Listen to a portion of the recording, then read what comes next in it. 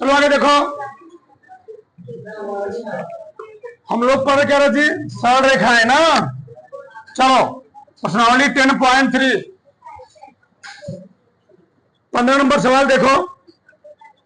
मूल बिंदु से रेखा, रेखा हमको दिया गया है, क्या दिया गया है, y बराबर mx प्लस सी।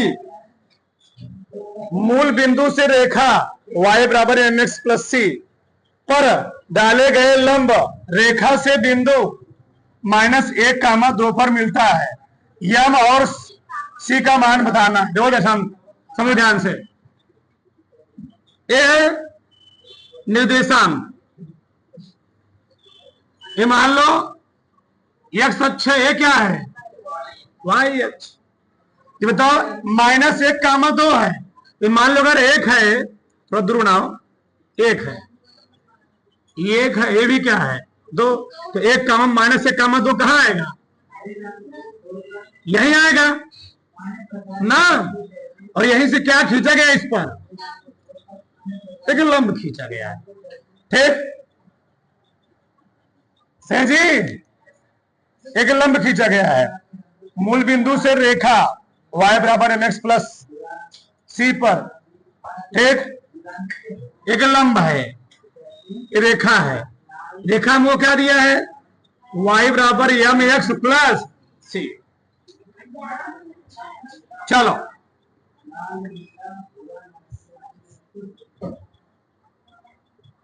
ध्यान समझो, ये रेखा में दिया गया y बराबर mx प्लस सी। ये बताओ अगर है बिंदु इस रेखा पर स्थित है, ये बिंदु इस रेखा क्या करेगा, संतुष्ट करेगा। ठीक, तो तुमको एक मान यहां से मिल जाएगा, तो रखो, लिखोगे, क्योंकि -1, 2 रेखा y बराबर mx प्लस सी पर क्या है, स्थित है। जब स्थित है, इस पर क्या करेगा, संतुष्ट करेगा ना। तो क्या हो जाएगा जी, y का मान कितना है, 2, m गुणे x का मान -1, सी का मान। ठीक, ऐसे हो गया, 2 बराबर -m प्लस सी, क्या आ जाएगा, m इधर लेकर आओ, m बराबर 2 प्लस सी, छोड़ दो, समीकरण एक मान, समीकरण एक मान।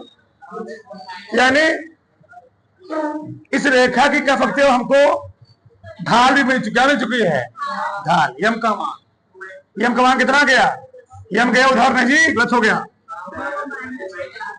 C-2 हो जाए।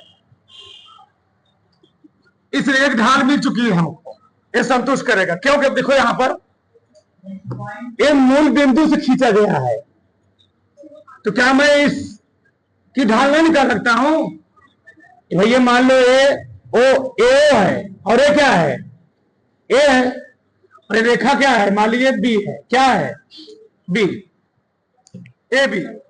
तो अगर ए से ऊपर क्या खींचा गया, नदी लंब, तो इन दोनों हमको बिंदु दिए गए हैं, इन दोनों बिंदुओं में ढाल नहीं निकाल सकता हूं, निकाल लूंगा। ओ ए का ढाल निकालो, ओ ए का ढाल। अरे भैया 2 बिंदु दिए गए, ढाल नहीं निकाल पाओगे। एम का मान कितना होगा, एम का मान बताओ, इस वाले का मान लेना m, और इसको क्या मान लेना, m2।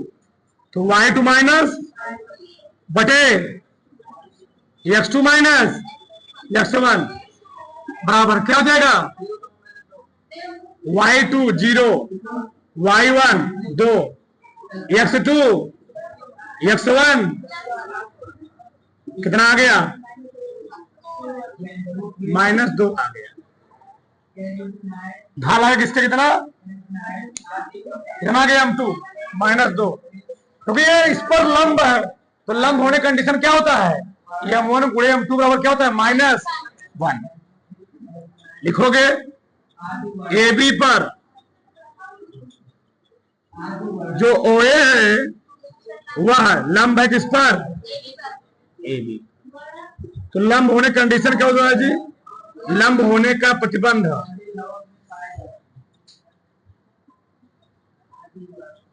लंब होने का क्या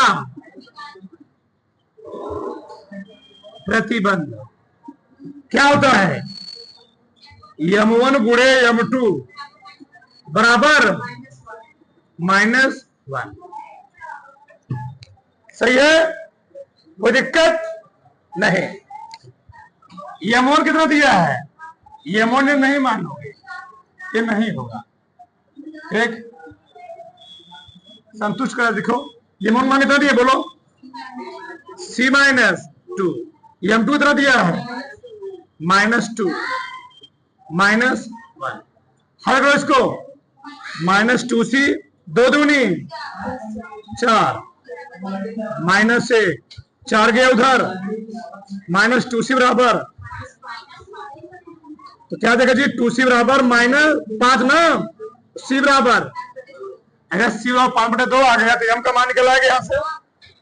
यही M था ना, इसी M1 को मैंने M को M1 मान लिया था, तो मान लो यार, तो समीकरण 1 में, समीकरण 1 से इसी को हमने क्या माना था? M1 क्या माना था? M1। M बराबर क्या हो जाएगा? C का मान कितना है? 5/2 -2 2 दूनी 4/कितना 1/2। सही है जी, थोड़ा फटाक से।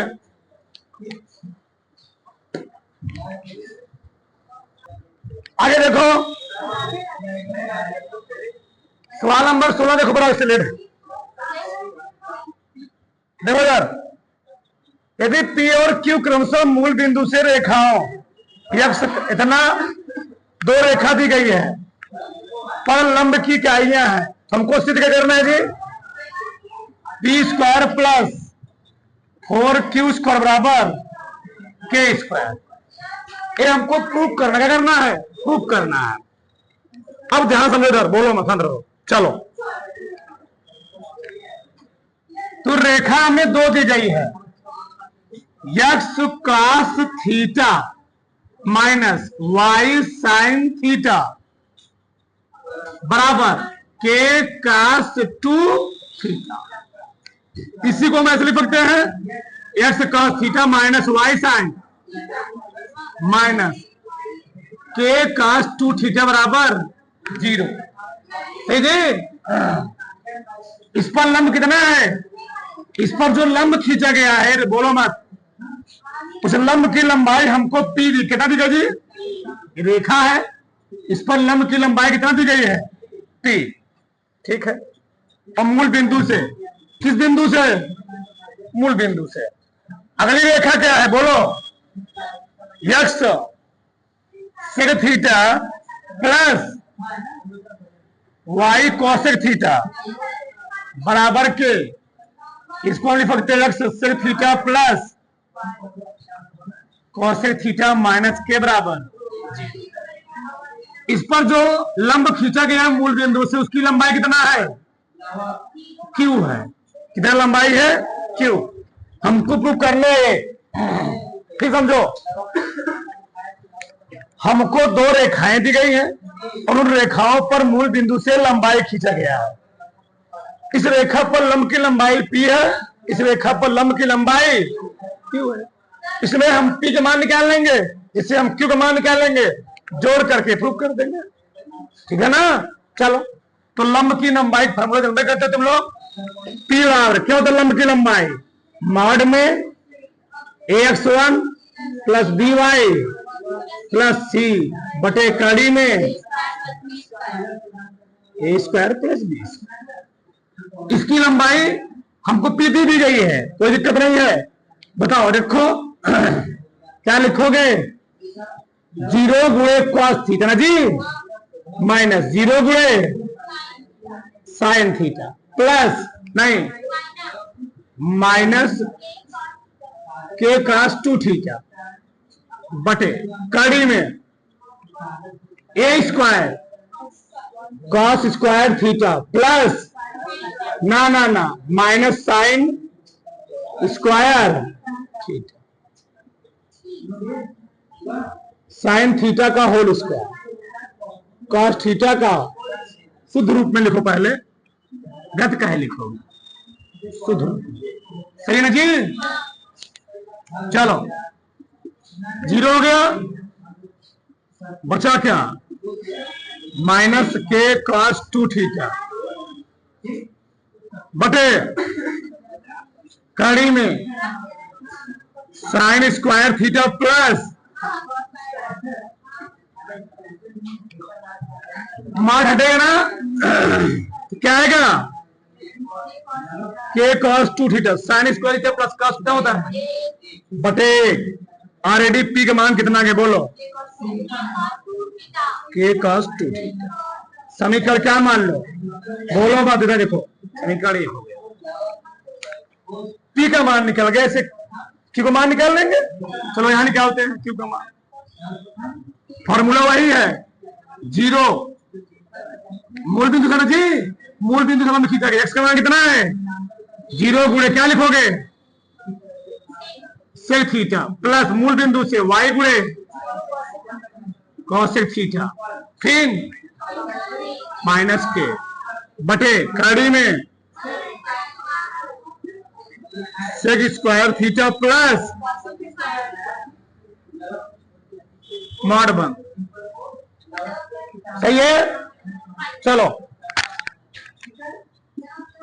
जीरो के माइनस के बटे, एक टर्म हमको दिख रहा है कास के टर्म में, इसको भी हमको किसमें चेंज करना पड़ेगा, कास के टर्म में चेंज करो, सेक उल्टा क्या होता है, one upon plus one upon, ठीक, मान मान हट गया ना जी, ऊपर मान हट गया, के आ गया बटे, यहां होती जानते हो क्या होगा, sine square theta plus cos square theta, नीचे साइन स्क्वायर थीटा इंटू, अब काड़ी में है ध्यान रहे, इतना देखना जी, स्क्वायर है तो काड़ी क्या हो जाएगी इसकी, ऊपर जाएगा के साइन थीटा इंटू, लेकिन नीचे क्या बचेगा, ए स्क्वायर भी है दोनों का, कहानी भी है, हट गया ना भैया। अब देखो आगे, क्यू है, क्या है क्यू, क्यू, ये प्रॉब्लम क्या जानते हो, इसको हम फार्मूला बना सकते हैं, बना सकते हैं, इसमें ऊपर नीचे दो से गुणा कर दो तो हो गया, मान लो के गुणे टू साइन थीटा इंटू बटे दो से भाग दे दिया, कोई फर्क पड़ेगा, आ गया के बराबर क्या, के साइन टू थीटा बटे टू, भैया टू साइन थीटा इंटू का फार्मूला क्या होता है, समीकरण दो, बस ये प्रूफ करना है।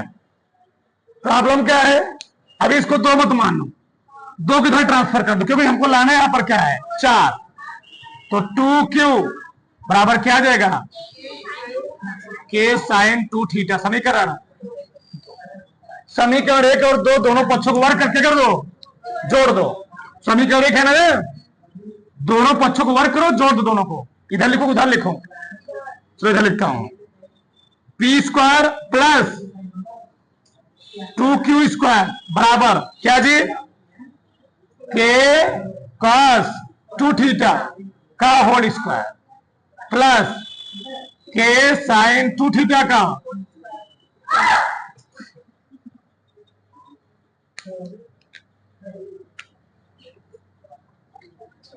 पी स्क्वायर प्लस दो दूनी बराबर क्या हो गया जी, कॉस स्क्वायर टू थीटा, के square two theta, P square plus Q square बराबर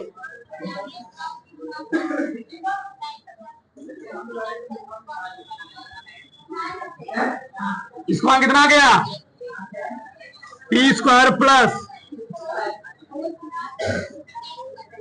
ये प्रूव करना था।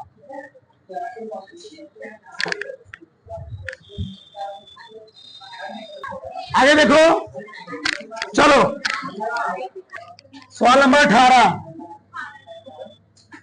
यदि P मूल बिंदु से उस रेखा पर डाले गए लंब की लंबाई हो जिस पर अक्षों पर कटे अंतखंड क्या हो, A और B। ध्यान समझदार, ये मूल बिंदु है, इस पर किसी रेखा पर लंब खींचा गया है और अक्षों से कटे अंतखंड क्या कह दिए गए हमको, A और B। यानी इसका निर्देशांक कितना दिया, 0, इससे कितना है 0, B। अब बचाओ, अक्षों से अंतखंड कटे का समीकरण क्या होता है, बोलो। अक्षों से कटे अंतखंड का समीकरण, यानी इसको हम कहते हैं ढाल अंतखंड रूप। ढाल अंतखंड रूप क्या होता है, x upon a plus y अपान अंतखंड रूप न जी। चलो एक को इधर कर लो, x upon a plus y अपान -1। हमको सिद्ध करना है क्या, 1 अपान p स्क्वायर बराबर 1 अपान a स्क्वायर प्लस 1 अपान, ये प्रूव करना है। ठीक, बताओ लंब की लंबाई फॉर्मूला क्या होता है, P बराबर ax1 by1 प्लस c बटे कड़ी में a square plus b square मार बन। मूल बिंदु से इस पर लंब खींचा गया है, मूल बिंदु से, यानी x1 कितना है 0, y1 कितना है, समीकरण हमारा ये है। बताओ x कितना है 0 बटे a 0 बटे b माइनस बटे x का गुणांक 1 अपान है, ध्यान रहे गलती मत करना, 1 अपान का 1 अपान मॉड बंद आ जाएगा -1, अब मॉड हटेगा +1 रजी बटे कड़ी में क्या लिखोगे 1 अपान a स्क्वायर प्लस 1 अपान बराबर p। सही है।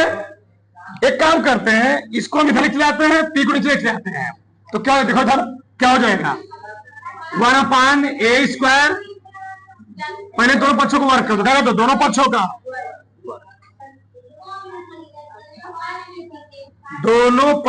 का क्या करने पर वर्ग करने, जब वर्ग करो p स्क्वायर ना जी, p स्क्वायर बटे 1 अपान कड़ी हट गई 1 अपान a स्क्वायर 1 अपान, इसको इधर कर दो, 1 अपान a स्क्वायर प्लस वही है ना, उधारो थोड़ा बड़ा से